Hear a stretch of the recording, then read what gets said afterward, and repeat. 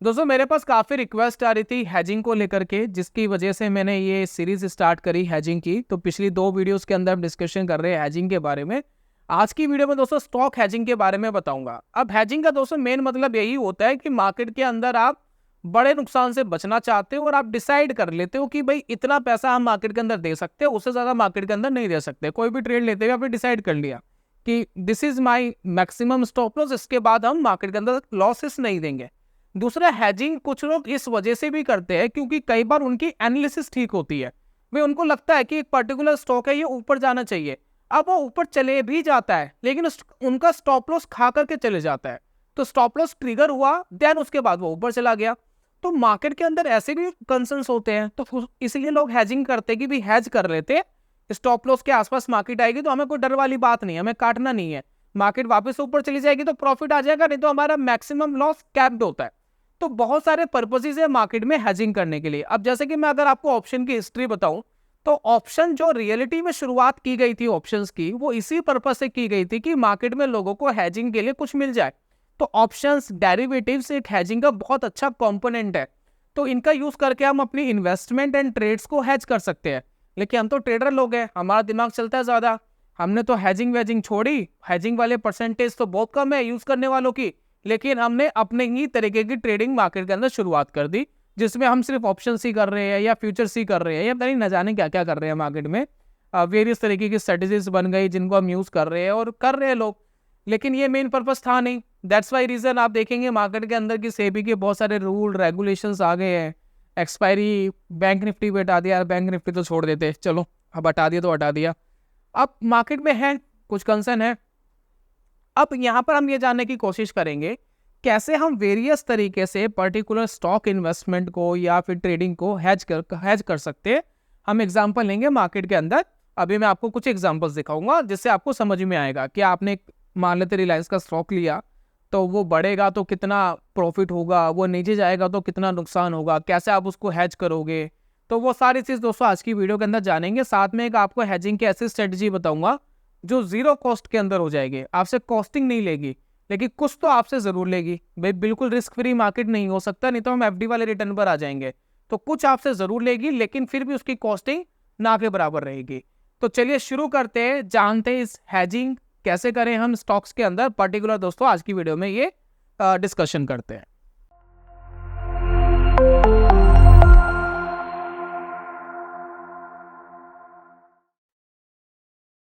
बहुत बहुत स्वागत है आप सभी का ट्रेडिंग चैनल के यूट्यूब चैनल में। मेरा नाम है अनमोल मित्तल। पीछे हम आपको एक स्क्रीन दिखा रहे हैं और ये बेसिकली लगा हुआ है रिलायंस का एक चार्ट। तो मैं आपको एक एग्जांपल दिखाता हूँ कि मार्केट के अंदर हैजिंग क्यों जरूरी है, मेन पर्पसेस मार्केट के अंदर क्या क्या हो सकते हैं हैजिंग करने के लिए। तो एक मार्केट में कॉमन प्रॉब्लम है ट्रेडर्स की। कॉमन प्रॉब्लम क्या है, कई बार हम ट्रेड ले लेते हैं और हमारी एनालिसिस बिल्कुल ठीक होती है। जैसे कि देखिए मार्केट के अंदर एक गिरावट आई थी रिलायंस के अंदर। तो मान लेते हैं कि एक एग्जांपल लेते हैं कि इस लेवल पर मार्केट जब था यहाँ पर अप्रॉक्स 2960 का, ठीक है ना, 2960 का जब मार्केट था, इस टाइम हम रिलायंस की बात कर रहे हैं। तो जब रिलायंस यहाँ पर था तो मार्केट में आपने पिक कर लिया, मान लेते हैं कि यहाँ से शायद रिलायंस एक पुल बैक देगा, मार्केट में रिलायंस ऊपर जाएगा और आपने एक टारगेट डिसाइड कर लिया।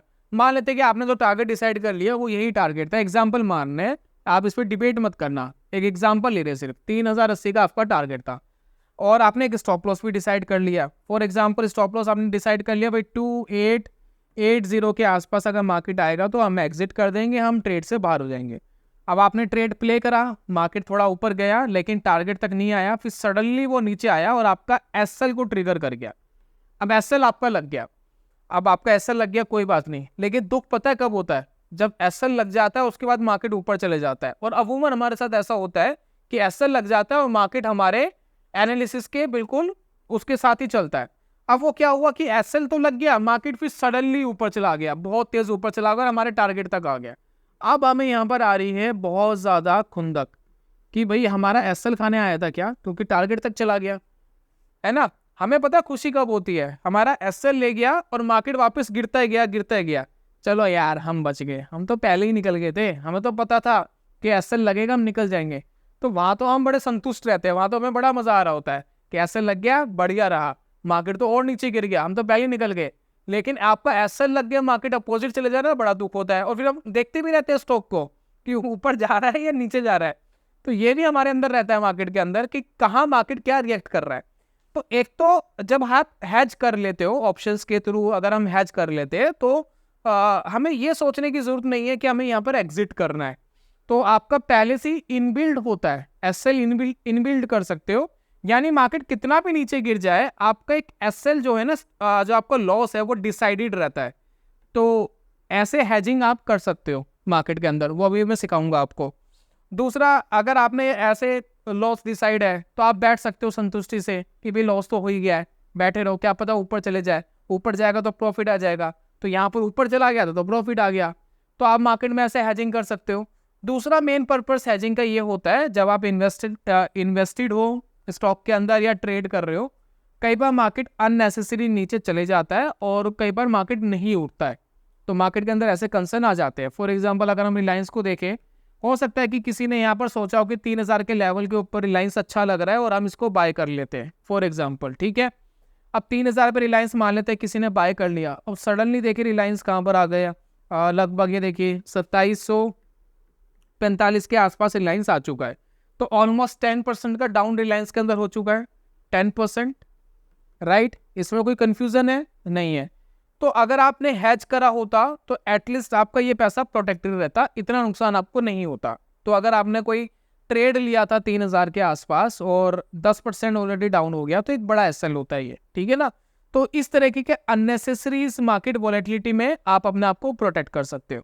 दूसरा, कई बार हमारे साथ क्या होता है कि हमारा स्टॉप लॉस वगैरह सब ठीक होता है और हमने डिसाइडेड करा होता है, ठीक है ना, हमने डिसाइडेड करा होता है। तो मान लेते हैं कि हमने यहाँ 3000 पे कोई ट्रेड लिया था, ठीक है, और हमने एक स्टॉप लॉस डिसाइड करा हुआ था 2920 का, ठीक है। आपने स्टॉप लॉस डिसाइड करा हुआ है, आपको कोई प्रॉब्लम नहीं है, स्टॉप लॉस लग जाए, टारगेट आ जाए, आपको ये भी प्रॉब्लम नहीं है। लेकिन कई बार मार्केट गैप डाउन चले जाता है, जैसे कि देखिए गैप डाउन इसकी ओपनिंग हुई, तो आप देखिए आपने स्टॉप लॉस लगाया था 2920 का और मार्केट की ओपनिंग हुई अगले दिन 2880 का। तो अब आप क्या करोगे? अब आपकी मजबूरी है कि आपको 2880 में काटना पड़ेगा। तो आपने जो अपना risk and reward ratio maintain करा था ना कि भाई 2920 में निकालेंगे, वो तो नहीं पूरा हो पाया, 2880 पे निकालना पड़ा। तो यानी आपको और 40 रुपीज का एक्स्ट्रा लॉस हुआ। तो कई बार market unnecessary up and down कर देती है, गैप अप गैप डाउन हो जाते हैं, दैट्स वाई आपको बड़े लॉसेस मार्केट के अंदर हो जाते हैं। तो ये सारे इश्यूज मार्केट के अंदर अमूमन आते हैं। तो सबसे बेसिक हैजिंग बता रहा हूँ, सबसे बेस वाली हैजिंग अभी देखते हैं, देन उसके बाद बीच में आपको बताऊंगा जीरो कॉस्ट वाली। वीडियो को कंप्लीट देखना, तभी जीरो कॉस्ट वाली मिलेगी, तभी पता लगेगा कैसे यूज करनी है और कैसे बनती है वो स्ट्रेटेजी, तो वो भी बताऊंगा आपको। तो यहाँ पर नॉर्मली हमने क्या करा, मान लेते हैं एक एग्जांपल लेते हैं कि आपने एक एनालिसिस करी, ठीक है, और यहाँ पर देखिए रिलायंस चल रहा है 2745 का, ठीक है, और आपको ऐसा लग रहा है कि मार्केट यहाँ से ऊपर जा सकता है। फॉर एग्जांपल, आपको ऐसा लग रहा है मार्केट यहाँ से ऊपर जा सकता है, तो 2745 रुपए यानी 2745 का रिलायंस चल रहा है। अब अगर आप ऑप्शंस के अंदर जा रहे हो हैजिंग करने के लिए, तो आपको लॉट के हिसाब से काम करना पड़ता है, क्योंकि ऑप्शंस के अंदर लॉट्स होते हैं। तो रिलायंस का जो लॉट साइज है वो है 250 का। तो यहाँ पर जो इसका लॉट बनेगा ना, जो प्राइस बनेगा, मतलब 250 क्वांटिटी के हिसाब से आपको काम करना पड़ता है। तो ये मजबूरी हो जाती है जब हम ऑप्शन के साथ काम करते हैं। लेकिन जिनके पास कैपिटल कम है, उसका सॉल्यूशन इसी वीडियो में बताऊंगा कि वो कैसे अपनी स्ट्रेटेजी बिल्ड कर सकते हैं, जिनका कैपिटल कम है। तो यहाँ पर देखिए, अब ये 250 लॉट के हिसाब से लगभग आपका 6.5 से लेकर के 7 लाख रुपए लग जाएगा यहाँ पर, ठीक है ना, 70 to 7 लाख रुपीस के आसपास यहाँ पर लग जाता है। फिर आपको ऑप्शंस के साथ भी हैच करना पड़ता है, तो ये कैपिटल लगता है। जिनका कम कैपिटल होता है, 50,000 1 लाख वाले भी, उनके लिए भी बताऊंगा मैं, not to worry about it, ठीक है। तो मान लेते हैं आपने एक लॉट के हिसाब से 250 क्वांटिटी आपने रिलायंस की खरीद ली, आपको लग रहा है कि रिलायंस ऊपर जाएगा, लेकिन जरूरी तो नहीं है, नीचे भी गिर सकता है। तो हम बहुत बेसिक हैजिंग कैसे कर सकते हैं? बहुत बेसिक हैजिंग बड़ा सिंपल है। आप क्या करेंगे, ऑप्शन चैन पर आएंगे, ठीक है, रिलायंस की ऑप्शन चैन खोलेंगे। जैसे कि देखिए मैं सेंसिबल यूज कर रहा हूं, तो यहाँ पर मुझे ऑप्शन चैन मिल जाएगी रिलायंस की। और आप क्या करेंगे, यहाँ पर देखिए ये 31 अक्टूबर 17 वाली जो करंट एक्सपायरी है, इसके ऊपर भी आ सकते हैं, अगली वाली के ऊपर भी जा सकते हैं, आपके ऊपर है कि आपको कौन सी एक्सपायरी पर हैजिंग करनी है। तो मार्केट चल रहा था 2745 पर, यानी 2745, उसके आसपास की स्ट्राइक देखिए, तो ये देखिए 2740 वाली स्ट्राइक आपको ये दिख रही है रिलायंस की। तो ये कितने रुपए की चल रही है? 42 रुपीज की चल रही है। आप क्या करेंगे इसको हैच करने के लिए? आपने बाय कर लिया, बहुत सिंपल सा काम हो गया, दैट्स इट। अब इस हैच को करने के लिए आपको एक कॉस्ट देना पड़ रहा है जो है 10,500 रुपये। अब 10,500 रुपये लग किस पे रहा है? आपने जो कैपिटल लगाई वो 6.5-7 लाख रुपए लगाई, तो 1.5% पड़ा। ये 1.5% से ज्यादा नहीं पड़ा, 1.5%। कोई बहुत बड़ी हैजिंग कॉस्ट है? नहीं, बहुत बड़ी हैजिंग कॉस्ट नहीं है। अब इसका बेनिफिट आपको क्या मिलता है? इसका बेनिफिट ये मिलता है कि आपका 10,000 पे मैक्सिमम लॉस कैप्ड है। जैसे कि आप यहां देखिए ब्रेक इवन आपको दिख रहा है 1.7%।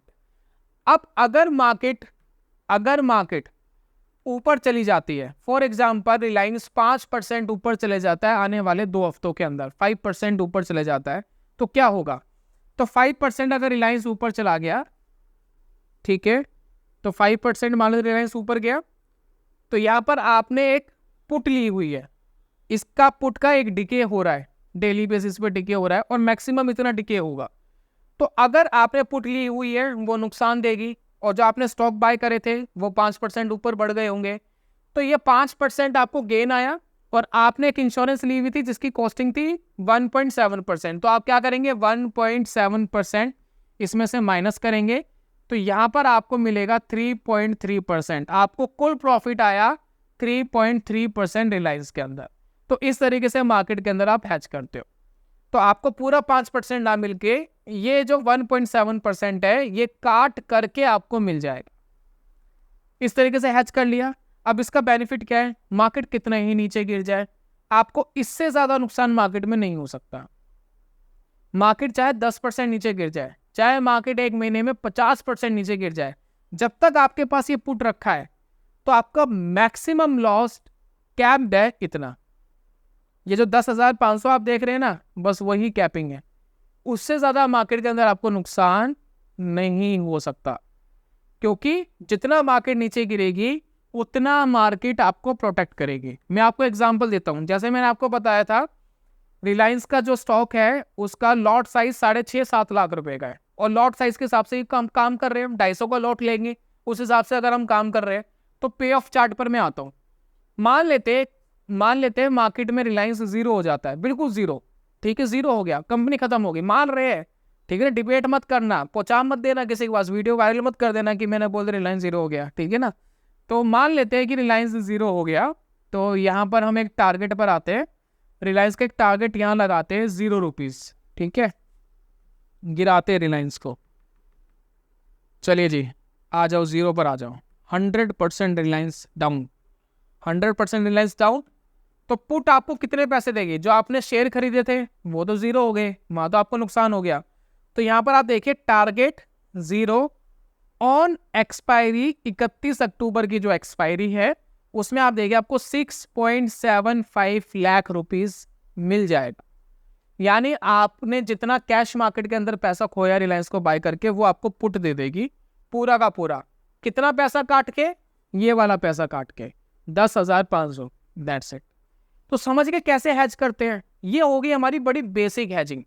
अब जितने भी एफ&ओ के अंदर जो स्टॉक ट्रेड होते हैं, सारे स्टॉक एफ&ओ में ट्रेड नहीं होते, 200-250 कंपनीज है जो ट्रेड होती है। तो रिलायंस है, SBI है, आपका TCS होता है, और ICICI बैंक होता है, एक्सिस बैंक होता है, हिंदुस्तान यूनिलीवर होता है, इन्फोसिस होता है, विप्रो होता है, बहुत सारे स्टॉक्स है जो होते हैं, डिवीज लैब होता है। तो इन स्टॉक्स के अंदर अगर आपकी इन्वेस्टमेंट है और आप इन्वेस्टमेंट करना चाहते हो या ट्रेड करना चाहते हो और आपको इस तरीके की हैजिंग करनी है, तो बड़ी बेसिक हैजिंग है जिसको आप कर सकते हो। अब यहाँ पर दोस्तों काफी लोग मुझे ये बोलेंगे, सर एक काम करो ना, कॉल बाय कर लेते हैं ना, है ना, कॉल बाय कर लेते हैं, उसमें क्या है कि 6.5 लाख का मार्जिन भी नहीं चाहिए, 7 लाख का, वो लॉट के हिसाब से काम करने की जरूरत भी नहीं है, एक कॉल बाय कर लेते हैं, वो सस्ती आती है, और हमने रिलायंस बाय कर लिया, अब नीचे चलेगी तो चली गई, 0 हो जाएगा, ठीक है, अदरवाइज पैसा बन जाएगा। तो अभी हमने देखा था कि अभी जब हमने पुट खरीदी थी तो इसकी कॉस्टिंग क्या थी? 1.7% बस।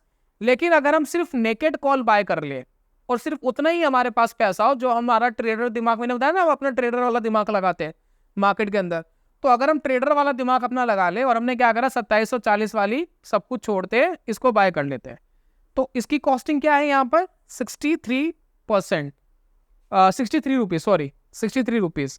तो अब आपका ब्रेक इवन क्या आया मार्केट के अंदर, वो आया 2.1%।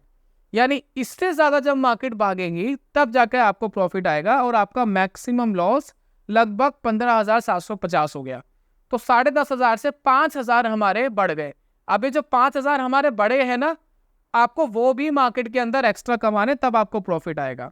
तो इसके एडवांटेज और डिसएडवांटेज दोनों है। एडवांटेज क्या है कि ये पूरा कॉल आप बाय कर सकते हो सिर्फ इतनी कैपिटल दे करके, बाकी कैपिटल की रिक्वायरमेंट नहीं है।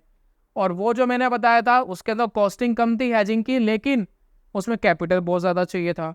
और अगर आप इसको देखते हो कि इसमें मैक्सिमम लॉस तो कैप्ड है, ठीक है, लेकिन अगर मार्केट ऊपर चला गया तो इतना मार्केट को ऊपर बढ़ना पड़ेगा। तो यानी हेजिंग कॉस्ट हमारी थोड़ी सी बढ़ गई, लेकिन कैपिटल हमारा बहुत कम हो गया।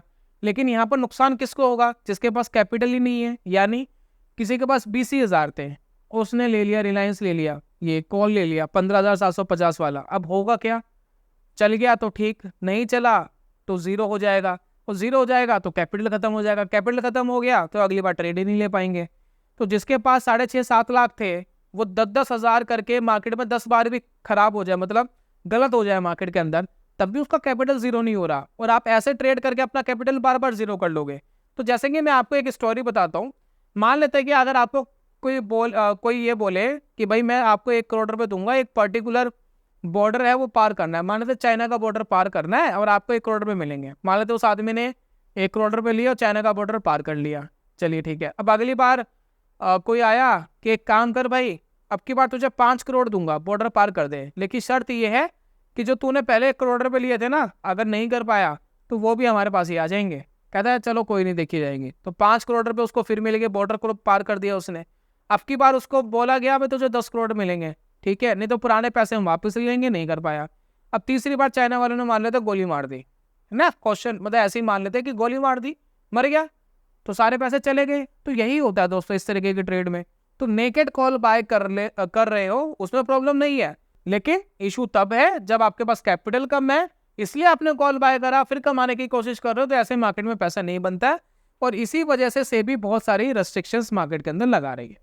तो मैंने आपको 2 चीजें बताई कि कैश मार्केट में स्टॉक लेकर के और पुट लेकर के हैच कर सकते हो, या फिर नेकेड कॉल लेकर के भी काम कर सकते हो, लेकिन कैपिटल आपके पास एक लॉट जैसा हो तो ही फ्रूटफुल है। और इसमें भी आपको सोचना पड़ेगा, एनालिसिस करनी पड़ेगी, समझना पड़ेगा, ठीक है। अब जीरो कॉस्ट वाली बताऊंगा आपको कि जीरो कॉस्ट वाली कैसे बनती है। अब बात कर लेते हैं जिनके पास कैपिटल एक्चुअली ही कम है और वो उसी हिसाब से चीजें मैनेज करना चाहते हैं। तो उसके लिए क्या है, मार्केट के अंदर आप स्प्रेड्स बना सकते हो। फॉर एग्जांपल आपको लगता है कि रिलायंस आने वाले 15 दिन में 20 दिन में ऊपर जा सकता है, आपने एनालिसिस कर ली, टेक्निकल देख लिया, फंडामेंटल देख लिया, या कहीं बिजनेस चैनल के अंदर आपको रिकमेंडेशन आ गई है कि रिलायंस ऊपर जाएगा, रिलायंस बाय कर लो, वट एवर, कहीं भी आपके फाइनेंशियल एडवाइजर से कोई रिकमेंडेशन आई, तो कैसे आप प्ले कर सकते हो। तो सबसे पहले आप देख लीजिए कि जो भी आपने टारगेट क्या निकाला है। भाई किसी एनालिस्ट से आपने अगर देखा है या कोई कॉल आपको मिली है या बिजनेस चैनल पे देखा है, तो आप एक टारगेट देख लो कि टारगेट क्या है, ठीक है। अब यहाँ पर हम नॉर्मली क्या कर सकते हैं, मान लेते हैं किसने रिकमेंडेशन दी आपको कि रिलायंस ऊपर जाने वाला है, तो एक काम करते हैं जैसे कि 2740 का एक कॉल बाय कर लेते हैं, ठीक है। कॉल बाय करेंगे, मार्केट ऊपर जाएगा तो आपको पैसा मिलेगा, लेकिन 2.1% से ऊपर जब जाएगा तब आपको पैसा मिलेगा, ठीक है। ये क्लैरिटी आ गई, चलिए। और आपने एक टारगेट भी देख लिया। टारगेट मान लेते हैं कि उसने बताया कि जी टारगेट आ रहा है लगभग, मान लेते हैं कि रिलायंस जा सकता है 2800 के लेवल तक, ठीक है, 2-3% ऊपर जा सकता है। तो आप क्या करेंगे, 2800 वाली एक कॉल को शॉर्ट कर देंगे, ठीक है। इसको प्ले करने के लिए आपको फंड नीडेड है सिर्फ 40,000, राउंड फिगर में 50,000 मान लेते हैं कि 50,000 रुपये अगर आपके पास है तो आपकी ये स्ट्रेटेजी प्ले हो जाएगी। अब इस स्ट्रेटेजी में होगा क्या, आपका ब्रेक इवन पॉइंट आ गया सिर्फ 0.9%। अगर रिलायंस 1% भी ऊपर बढ़ जाता है तो आपको कोई नुकसान और कोई प्रॉफिट नहीं होगा, नुकसान भी नहीं होगा। लेकिन इसके अंदर मैक्स लॉस डिसाइडेड हो गया, 7,225 आपका मैक्स लॉस है और आपका 7,725 आपका मैक्स प्रॉफिट है। और यहाँ पर आपकी कुछ इस तरीके की टेबल बनती है रिलायंस कितना भी नीचे गिर जाए, चाहे 50% गिर जाए, आपको उससे ज़्यादा नुकसान नहीं हो सकता जितना ये स्प्रेड में बन गया। और कितना भी ये ऊपर चले जाए तो 7,700 से ऊपर प्रॉफिट नहीं आएगा, क्योंकि इस स्प्रेड के अंदर यही मैक्स प्रॉफिट है। तो आप मार्केट में स्प्रेड बना सकते हो। तो मार्केट ऊपर गया, आपको प्रॉफिट आया, आप अपना प्रॉफिट ले और चुपचाप बैठ जाए। और जितना उसने एसएल बताया वो एसएल आ गया तो वो एसएल ले लीजिए जब भी वो ट्रिगर कर रहा है, और आप चाहे तो बैठना चाहे बैठ लीजिए, और अगर आप एग्जिट करना चाहे एग्जिट कर लीजिए, क्योंकि इस स्प्रेड का जो टाइम है वो धीरे धीरे डिके होगा, एक्सपायरी तक डिके होगा। तो आप स्टार्टिंग में भी अपने एसएल एंड टारगेट्स लेकर के बाहर निकल सकते हैं। जैसे कि मान लेते हैं कि कल ही रिलायंस पे ऑफ टेबल में देखते हैं कि कल ही रिलायंस मान लेते 1% या 2% ऊपर चला गया, मान लेते हैं 2800 के लेवल तक आ गए। देखिए तो यहाँ पर देखिए आपको 2,000 रुपये का प्रॉफिट आ रहा है, तो आप 2,000 का प्रॉफिट लेके एग्जिट कर सकते हैं, ठीक है। और एक्सपायरी पे आपको ज़्यादा मिलेगा ऑब्वियसली, लेकिन टारगेट आपका पहले आ गया, निकल सकते हैं। और मान लेते हैं कि रिलायंस पहले ही 40-50 रुपये नीचे चला गया, तो देखिए 1,800 रुपये का यहाँ नुकसान हो रहा है, एक्सपायरी पे ज़्यादा होगा, और यहाँ पर हो रहा है आपको 1,800 के आसपास या 2,500 के आसपास, तो आप पहले ही एग्जिट कर सकते हैं। तो स्प्रेड में आप पहले भी एग्जिट कर सकते हैं, जरूरी नहीं कि एक्सपायरी तक होल्ड करना है। आपको इनिशियल बेसिस पे आपका टारगेट आ गया, पहले ही एग्जिट कर जाइए। तो ये कम कैपिटल वालों के लिए है, जिनको कम कैपिटल है तो वो कम कैपिटल वाले ऐसे स्प्रेड बना करके targets and stop losses play कर सकते हैं। मान लेते हैं कि रिलायंस क्या आपको एक कॉल आया है जिसके अंदर आपने एनालिसिस करी है, या कॉल आया जो भी है कि रिलायंस नीचे गिर सकता है, तो आप क्या करोगे, 2740 वाली आपने एक पुट बाय कर ली, ठीक है। एक टारगेट भी देख लो कि टारगेट कहाँ आ रहा है। तो मान लेते हैं किसी ने टारगेट दे दिया आपको जो 2600 का टारगेट है, तो आपने क्या है एक शॉर्ट कर दी 2600 वाली। अब क्या है आपका मैक्स लॉस यहाँ पर क्या है 8,000 के आसपास, और यहाँ मैक्स प्रॉफिट 26,000, और ब्रेक इवन पॉइंट क्या है 1.4%, यानी 1.4% तक आपको नुकसान होगा। उससे नीचे अगर मार्केट गिरेगा तो आपको प्रॉफिट होगा। ये देखिए इस तरीके से मार्केट अगर नीचे गिरा तो आपका मैक्स प्रॉफिट देखिए कितना बड़ा है, और मैक्सिमम लॉस इतना ही है। तो अगर मार्केट इनिशियल बेसिस पे नीचे आ गया तो आप देख लीजिए कि मतलब अपोजिट चला गया, माफी चाहता हूँ, ऊपर चला गया, तो देख लीजिए आपको एग्जिट करना है, क्या करना है। और अगर मार्केट इनिशियल बेसिस पे ऊपर चला गया तो देख लीजिए, जैसे कि देखिए पे ऑफ चार्ट में देखिए क्या है, ये देखिए ये ऑन टारगेट डेट है, ऑन एक्सपायरी डेट। तो टारगेट डेट मान लेते हैं कि वो 2660 पे मार्केट आ गया, तो आपको 7,500 रुपये मिल रहे होंगे। आपका अगर ये टारगेट है तो एग्जिट कर सकते हैं। और अगर मार्केट नीचे चला गया, मान लेते हैं कि आपका स्टॉप लॉस था 2800 स्टॉप लॉस था, 3700 का यहाँ नुकसान हो रहा होगा, आप अपना लॉस लेकर के मार्केट में बाहर हो सकते हैं। और इस स्ट्रेटेजी को प्ले करने में कितना पैसा लगेगा, ये देखिए fund needed almost 35,000, round figure 40,000 या 50,000 मान लीजिए, उसमें आपका ये काम हो जाएगा। तो मार्केट में इस तरीके से स्प्रेड्स बना करके, क्रेडिट एंड डेबिट स्प्रेड्स बना करके मार्केट में प्ले किया जा सकता है। चलिए अब फाइनली दोस्तों मैं बात कर रहा हूँ उस स्ट्रेटेजी की जो है जीरो कॉस्ट स्ट्रेटेजी, यानी इसमें हैजिंग कॉस्ट ऑलमोस्ट जीरो लगती है, यानी आपको हैजिंग के लिए कोई एक्स्ट्रा पैसा नहीं देना पड़ता। जैसे कि हमने देखा ना कि पुट खरीदना पड़ रहा था, अब 40 रुपये का पुट खरीदते, 40-42 रुपये का पुट खरीदते, उसके लिए कॉस्टिंग देनी पड़ रही थी, वो 1.5% की कॉस्टिंग आ रही थी उसकी, है ना, तो वो नहीं देना पड़ेगा। और कॉल खरीद रहे थे, कॉल की कॉस्टिंग आ रही थी, वो भी नहीं देना पड़ेगा। लेकिन कुछ तो स्ट्रेटेजी लेगी आपसे, वो क्या लेगी वो ज़रा समझाते हैं आपको। तो यहाँ पर जो हम स्ट्रेटेजी अब यूज़ कर रहे हैं इसको हम कहते हैं रेंज फॉरवर्ड। रेंज फॉरवर्ड हम कैसे कर सकते हैं मार्केट के अंदर, मान लेते हैं कि आपको ऐसा लग रहा है कि रिलायंस ऊपर जा सकता है, ठीक है, और रिलायंस इस टाइम कितने का चल रहा है 2745 रुपये का, कितने का चल रहा है 2745 का। और इस स्ट्रेटेजी के अंदर आपको लॉट के हिसाब से ही काम करना पड़ता है। तो मान लेते हैं कि आप एक लॉट के ऊपर काम कर रहे हो, तो यानी 250 क्वांटिटी मान लेते हैं कि आपने कैश के अंदर बाय कर ली, 250 क्वांटिटी, और सॉरी मैं 2,500 लगा लिए, तो 250 क्वांटिटी मान लेते हैं कि आपने कैश के अंदर बाय कर ली 250 क्वांटिटी, ठीक है। इतनी क्वांटिटी मान लेते हैं कि आपने रिलायंस की बाय कर ली, ठीक है। अब अगर रिलायंस ऊपर चले जाता है तो कोई प्रॉब्लम है ही नहीं, पैसा बन जाएगा। क्या हो अगर रिलायंस नीचे गिर जाए या गैप डाउन हो जाए या क्रैश हो जाए मार्केट, तो रिलायंस भी गिरेगा, तो क्या होगा उस टाइम, आपको एक प्रोटेक्शन चाहिए, है ना। ऊपर बढ़ गया तो हमें टेंशन नहीं है, नीचे गिर गया तो हमें टेंशन है। तो नीचे गिरने की हम एक स्ट्रैटेजी बनाते हैं, वो स्ट्रैटेजी किस तरीके से बनाते हैं अब देखते हैं। तो कैश में आपने रिलायंस खरीदा हुआ है ऑलरेडी, ये सोच के चलिए आपने 2745 में 250 क्वांटिटी लॉट के हिसाब से खरीदी हुई है। तो यहां पर हम क्या कर रहे हैं, अब build a new custom strategy. ठीक है, इसको करते हैं। तो पहली बेसिक कंडीशंस मैंने क्या बताई थी हेजिंग की, जो बहुत ही बेसिक थी कि आप डाउन साइड अगर आपको रिस्क है तो पुट ले लो। तो अगर हम यहाँ देखिए 2740 की अगर हम एक पुट बाय कर लेते हैं तो हमारी वही स्ट्रैटेजी बन जाएगी बेसिक वाली जो हमने पहले बनाई थी, वही 10,500 रुपये का मैक्सिमम नुकसान, लगभग 1.5%, और मार्केट कितना भी ऊपर बढ़ जाए तो ये पैसा ये 1.5% काट के आपको प्रॉफिट आएगा। अब यहाँ पर हम क्या कर रहे हैं, हम कह रहे हैं जी कॉस्टिंग हम पे नहीं करेंगे, ये 10,500 रुपये हमें नहीं देने मार्केट को, इसको सेव करना है। तो हम क्या कर रहे हैं, अपोजिट डायरेक्शन की एक कॉल को शॉर्ट करेंगे जो 42 रुपीज़ के आसपास की होगी। तो हम देखते हैं 42 रुपीज़ के आसपास की कौन सी मिल रही है। तो ये देखिए 2780 की एक कॉल आ रही है जो 41.75 पैसे की चल रही है। हमने क्या करा, इसको सेल कर दिया। जब हम सेल करते हैं, शॉर्ट करते हैं, इसको राइटिंग भी कहते हैं, ऑप्शन राइटिंग करना। तो यहाँ आपने 42 रुपीज़ दिया और यहाँ पर आपको 41.75 पैसा मिला। तो अब आपकी जो हेजिंग कॉस्ट है वो ऑलमोस्ट बराबर हो गई है। क्यों? क्योंकि यहाँ पर जितना आपने दिया ऑलमोस्ट आपको यहाँ पर मिल रहा है। अब आपकी हेजिंग कॉस्ट हो गई ऑलमोस्ट इक्वल। और कितने दिन एक्सपायरी में बचे हैं? ऑलमोस्ट हाफ मंथ बचा है। अब इस हाफ मंथ में आपकी एक स्ट्रैटेजी बनेगी, देखिए कुछ इस तरीके की। अब इस तरीके में देखिए हो क्या रहा है, जरा समझने की कोशिश करिएगा। मार्केट में हमें रिस्क कहाँ था, मार्केट नीचे गिरेगी तो हमें रिस्क है ना। हमने बाय करे हुए थे ना रिलायंस 250 क्वांटिटी, मार्केट नीचे गिरेगी तो हमें रिस्क है। अगर मार्केट नीचे गिरती है तो आपको जो आपने रिलायंस खरीदी उसमें नुकसान होगा, लेकिन ये जो आपने कॉम्बिनेशन बना दिया ना पुट एंड कॉल का, मार्केट कितना ही नीचे गिर जाए ये आपको प्रोटेक्ट करेगा, बराबर बराबर पूरा पूरा प्रोटेक्ट करेगा, पूरा पूरा प्रोटेक्ट आपको ये कर रहा है।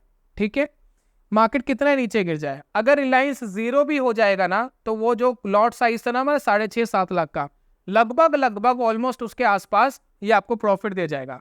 यानी आप डाउन साइड तो क्या हो गए, प्रोटेक्टेड हो गए। लेकिन आप ये देख रहे हैं कि एक एक लेवल आ रहा है, ये एक लेवल आ रहा है, इस लेवल के बाद हमें नुकसान भी दिख रहा है।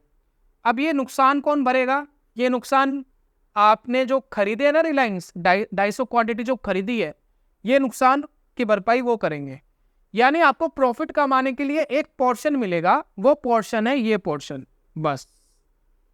अगर मार्केट इतना बढ़ जाता है, इससे ऊपर बढ़ जाता है, तो इतना पैसा आप मार्केट से कमा लोगे।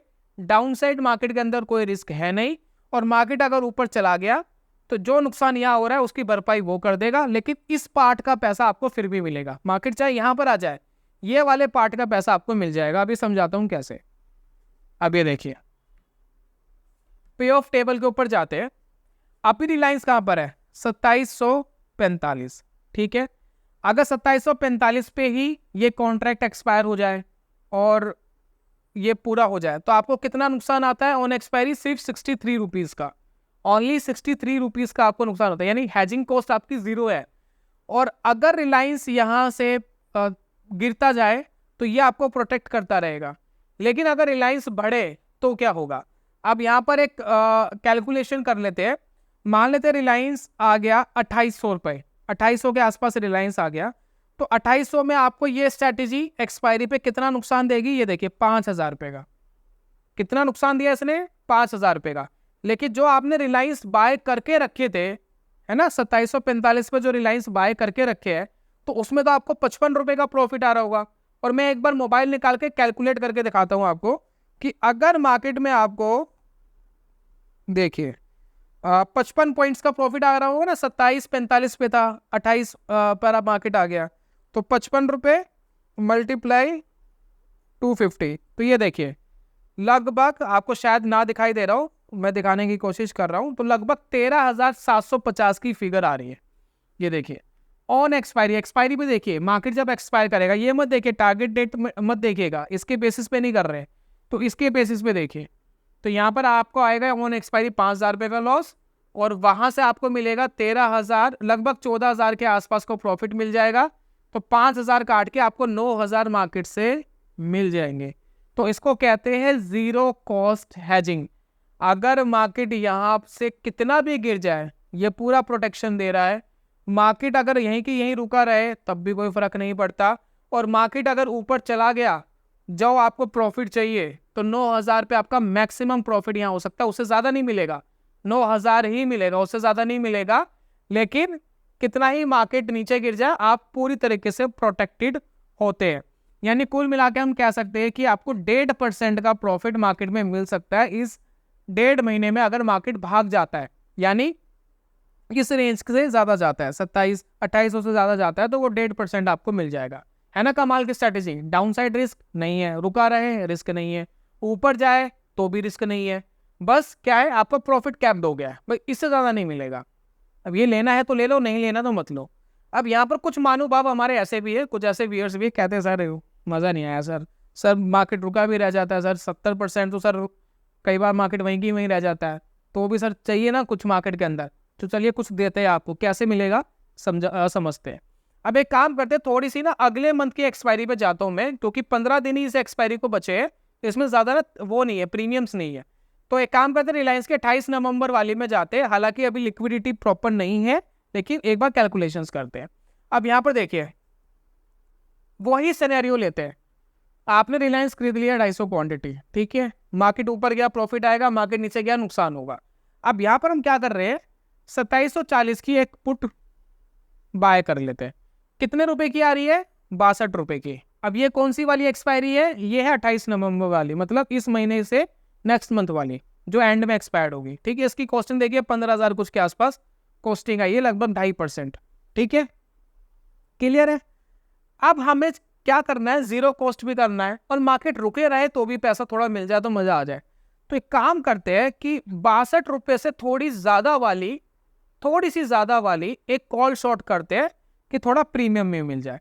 तो ये देखिए 2800 वाली जो है वो 69.40 की चल रही है, तो ये देखिए लगभग 7 रुपए ज्यादा है, और थोड़ा डिफरेंस भी आ रहा है बीच में 2 स्ट्राइक का। तो एक काम करते हैं, इसको शॉर्ट करते हैं। अब देखते क्या